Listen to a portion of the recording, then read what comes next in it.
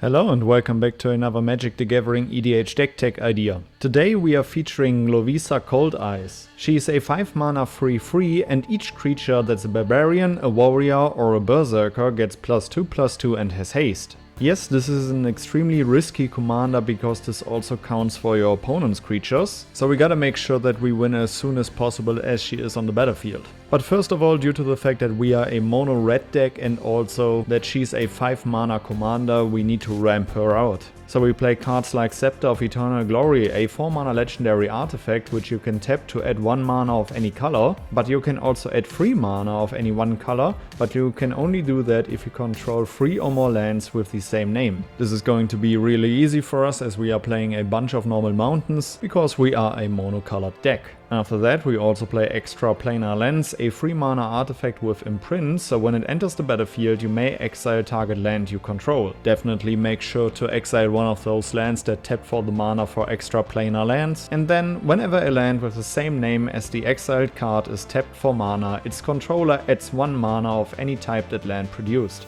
Also keep in mind that that will also count for your opponent's basic mountains, so you should probably focus those players first. We also play Ruby Medallion, a 2 mana artifact. Red spells you cast cost 1 less to cast. After that we also play one of my favorite mana rocks in mono red, Glittering Stockpile, a 3 mana artifact treasure, and you can tap it to add 1 red mana to your mana pool, and you also put a stash counter on it. It has another activated ability where you tap it and sacrifice it to add X mana of any one color where X is the number of stash counters on it. To do something for our early game we also play Wayfarer's Bauble, a 1 mana artifact, and you can pay 2 mana, tap it and sacrifice it to search a library for a basic land card, put it onto the battlefield, tapped and then shuffle. We also play Heraldic Banner, a 3 mana artifact. As it enters the battlefield, choose a color. Creatures you control of the chosen color get +1/+0, and you can tap it to add 1 mana of the chosen color. It is a great mana rock and also a nice anthem effect for your mono red creatures. Once we have brought out Lovisa, we need to protect her to profit from her static ability. So we play cards like Deflecting Swat, a 3 mana instant. If you control a commander, you may cast a spell without paying its mana cost. You may choose new targets for target spell or ability, so you can redirect those nasty removal spells of your opponents. You also play Wild Ricochet, a 4 mana instant. You may choose new targets for target instant or sorcery spell, then copy that spell. You may choose new targets for the copy. When something wild is going on the stack, you can put this one onto the stack too to redirect some targets and copy some counter spells. We also play Untimely Malfunction, a 2 mana instant with choose 1, destroy target artifact,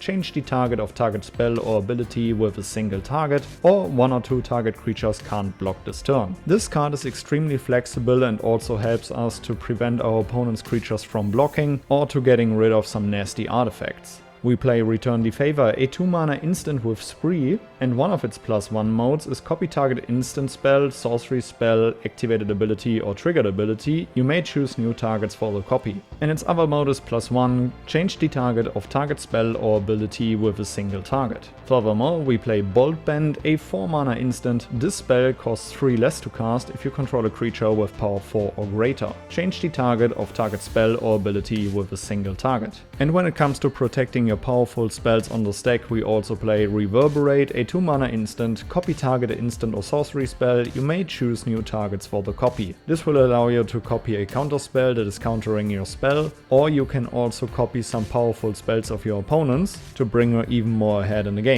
Once Lovisa is protected and we have enough mana available, we wanna bring out our Wincons, which are Combat Celebrant, a 3 mana for 1, and if Combat Celebrant hasn't been exerted this turn, you may exert it as it attacks. When you do, untap all other creatures you control, and after this combat phase, there's an additional combat phase. We also play Karlach, Fury of Avernus, a 5 mana 5/4, and whenever you attack, if it's the first combat phase of the turn, untap all attacking creatures. They gain first strike until end of turn, and after this phase there is an additional combat phase. When it comes to overrunning our opponents, we want to play Tiamat's Fanatics, a 5 mana 4/3 with haste and myriad. So whenever this creature attacks, for each opponent other than defending player, you may create a token that's a copy of that creature that's tapped and attacking that player or planeswalker they control. But you exile the tokens at the end of combat. But those tokens will also be anthemed by Lovisa, so it will surprise your opponents out of nowhere. Because of that, we also play Warchief Giant, a 5 mana 5/3 with haste and myriad, which is basically the stronger version of Tiamat's Fanatics. We also play Flame Rush Rider, a 5 mana 3/3, and whenever it attacks, create a token that's a copy of another target attacking creature and that's tapped and attacking. Exile the token at the end of combat. You can also dash this one in for 4 mana. And last but not least, we also play Morog, Fury of Akum, a 6 mana 6/6, and each creature you control gets +1/+0 for each time it has attacked this turn. It also has a landfall mechanic. Whenever a land enters the battlefield under your control, if it's your main phase, there's an additional combat phase after this phase. At the beginning of that combat, untap all creatures you control.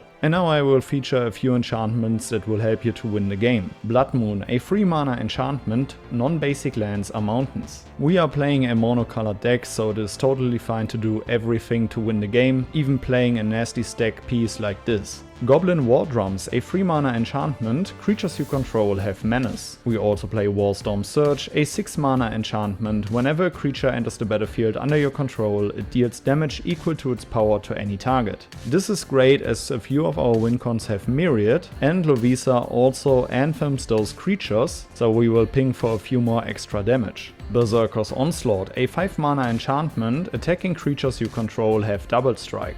We also play Uncivil Unrest, a 5 mana enchantment. Non-token creatures you control have Riot, so they can either enter with haste or a +1/+1 counter, and with Lovisa on the battlefield we will take that +1/+1 counter, and if a creature you control with a +1/+1 counter on it would deal damage to a permanent or player, it deals double that damage instead. Last but not least, we play Flame Shadow Conjuring, a 4 mana enchantment. Whenever a non-token creature enters the battlefield under your control, you may pay 1 red. If you do, create a token that's a copy of that creature. That token gains haste and you exile it at the beginning of the next end step. This card is great as a few of our Wincons do have Myriad, so having multiple creatures that have Myriad can win you the game on the spot. You want to win more? You get it. We play Godo Bandit Warlord, a 6 mana 3/3, and when it enters the battlefield you may search your library for an equipment card, put it onto the battlefield and then shuffle. Whenever Godo attacks for the first time each turn, untap it and all samurais you control. After this phase there's an additional combat phase. And you do probably see it coming that we play him with Helm of the Host, a 4 mana legendary artifact. At the beginning of combat on your turn, create a token that's a copy of a equipped creature, except the token isn't legendary if equipped creature is legendary, and that token gains haste. These two cards combined are an infinite combo that can also win you the game on the spot.